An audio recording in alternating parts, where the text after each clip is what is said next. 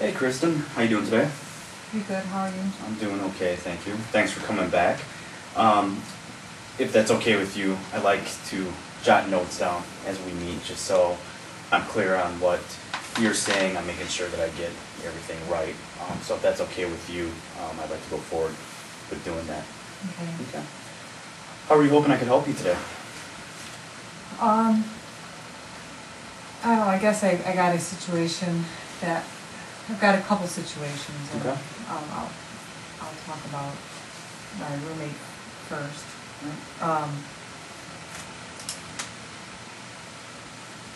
I felt upset because, well, I should say, I didn't show up for something that I was supposed to show up for. Okay. And her response to me was that she couldn't depend on me anymore. And it really upset me because I felt it was like a sweeping statement, because I know it's been something that's happened like 4 times, but anymore sounds like it's like for the rest of my life. Okay. From my perspective, and or her life, how it would last longer. But I don't know. It upset me, and so I've kind of kept my distance from her for the last few days because. So you were a little overwhelmed, or maybe even surprised by the sweeping statement. Yeah. I told her before to say, if you say, you know, you can't depend on me anymore. Mm-hmm. To me, I kind of overreact to that. That's like a trigger for me, and I feel real fearful. But you know, she did it again, so it's kind of like, well, you know, what can I really do about that? Okay. So in your mind, you're maybe thinking, I am a dependable person, but in this one incident, things didn't work out, and this is I where make the sweeping mistakes. statement. I don't know. I'm I human. guess I get distracted. Mm-hmm. It's like one of my major faults. Okay. So, and it's not that I intend to be disrespectful or diss her, but I can understand why that she felt that way. Okay. So you seem kind of at a loss for where to even go with these feelings.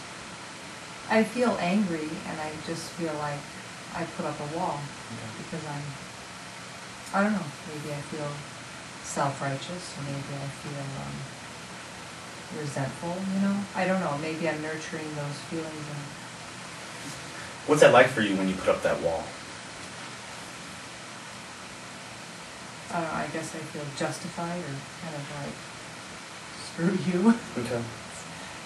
attitude. Okay. So you're taking a stand for yourself, you're sticking up for yourself. That's how you view it. It's the way it feels. Okay. Is that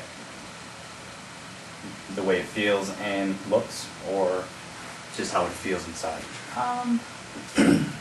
I guess I still try to be friendly, but I'm not as engaging as normal.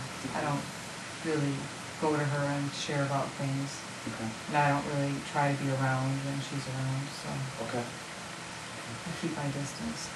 So keeping your distance and isolating yourself, what kind of effects has that brought to your life? What kind of consequences are you dealing with feeling this way? I guess there's some guilt, like maybe I should be interacting with her. Okay. So you're feeling guilty about standing up for yourself? Well, I feel guilty for keeping my distance. I feel like I'm avoiding a little bit. Avoiding? Yeah. Okay. But on the other hand, I really don't, because I feel hurt and I can take care of myself. I just choose to do that. And I don't know if that's a good thing or a bad thing. What do you feel the guilt is making you avoid?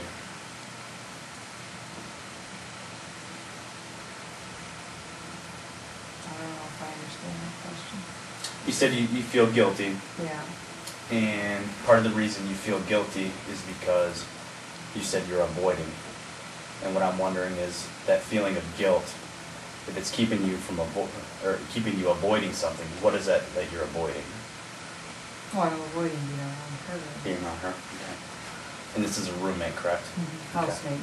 Oh, housemate. Okay. And what's that like, being in the same house with somebody that you're trying to avoid while feeling Awkward. guilty about doing it? Awkward? Okay.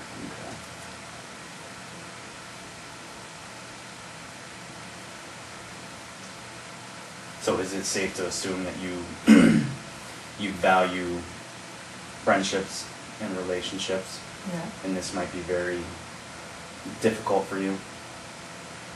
Yeah. Okay.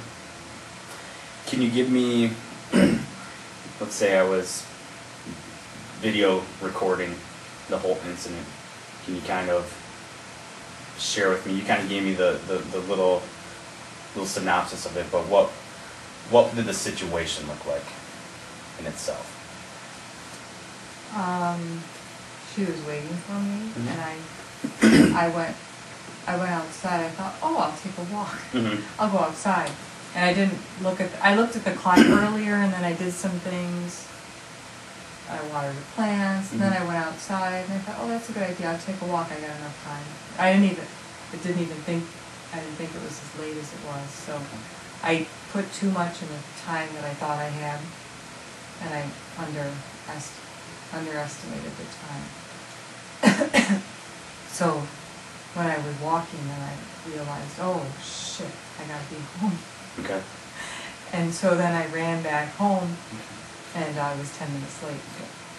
So once you realized that you were a little bit behind on schedule, you ran home because it was important for you to make this appointment or date or Yeah. obligation. Okay. So you run home, you're 10 minutes late, then what happens? She said, I said, can I join you? And she said, I'm done already. And, or I'm almost done or something. I said, all right. And, well, I'm just going to sit here. And so then she finished what she was doing, which we were supposed to be doing together.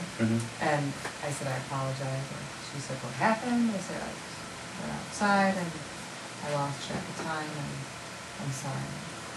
She said, I accept your apology. And she's kind of, and then that was it. And then I worried about it, and was anxious about it, and thought about it a lot, and kind of let go of it, and was mad, and let go of it, and was mad, and all that.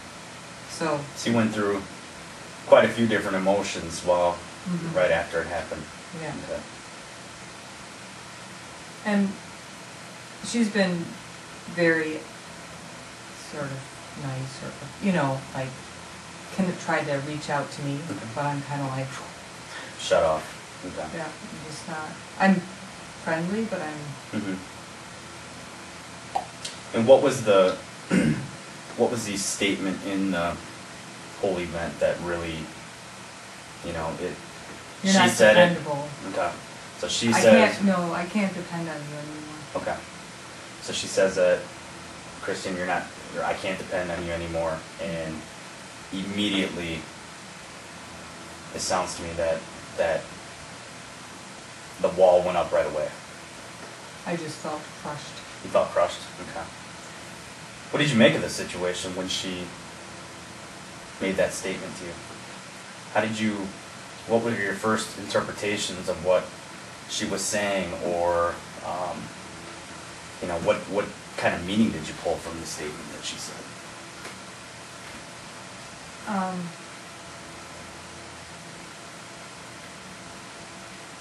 Well, I can understand it as her issue, but on the other hand, for me, if I hear that, it's important for me to be dependable, and it's a strong value. So if somebody says I'm not that anymore, I suppose that means that I'm not worthwhile. Okay. So you had some feelings of your self-worth kind of took a hit on that. Okay.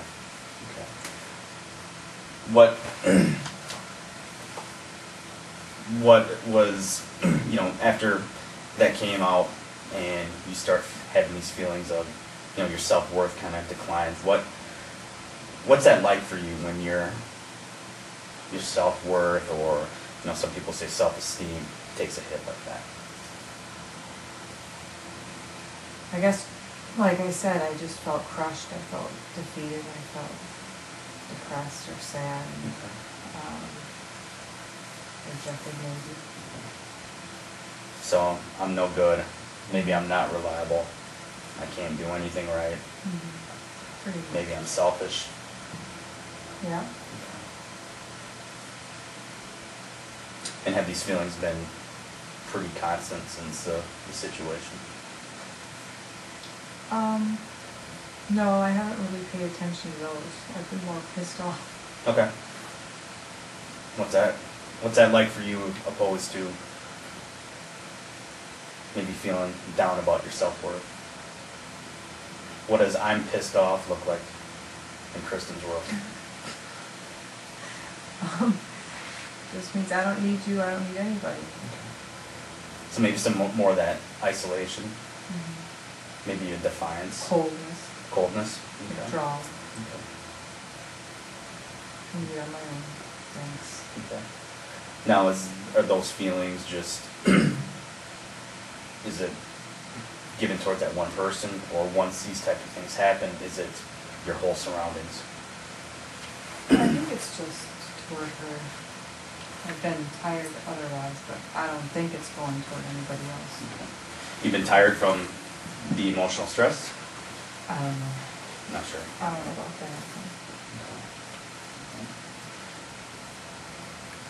Now, you value relationships. You want to do right by people. What is all this saying to you, in terms of your values?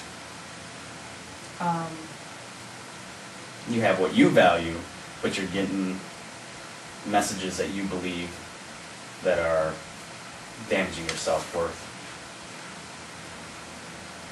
So what do I believe about my values? Or what? Is that what you're asking? Yeah. You shared with me, I asked you earlier, it seems like you value relationships and connecting with people. So those are the values that you have. Those are things that are important to you. And it makes perfect sense why a statement like that would affect you the way it is. That being said, these feelings that you've had, now the anger, what happens to those beliefs now that the anger's in place? I think they're still there. Okay. I still want to connect with the person, but I guess to some degree it makes me think that it's not worthwhile. It's easier to keep my distance. What is, not only the response for this experience, but having these, what has this robbed you of your everyday life right now since the incident has taken place?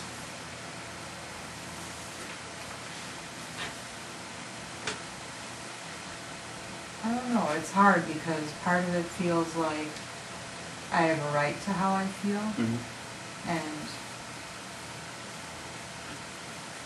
on the other hand, I don't know, do I have my serenity if I'm feeling awkward with my roommate or housemate?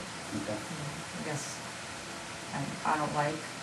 I'm trying not to nurse anger, however,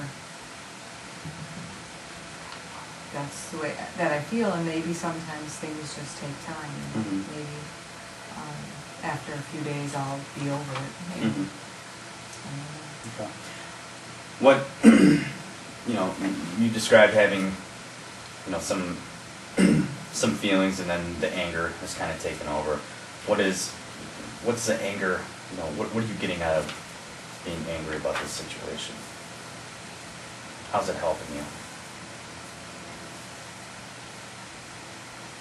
I don't know, I guess anger puffs you up a little bit. Okay. So some protection? Okay. That's is the puffing up where the wall comes from? Is that another way of saying the wall comes up? Is you puff up and you're protected more? Okay.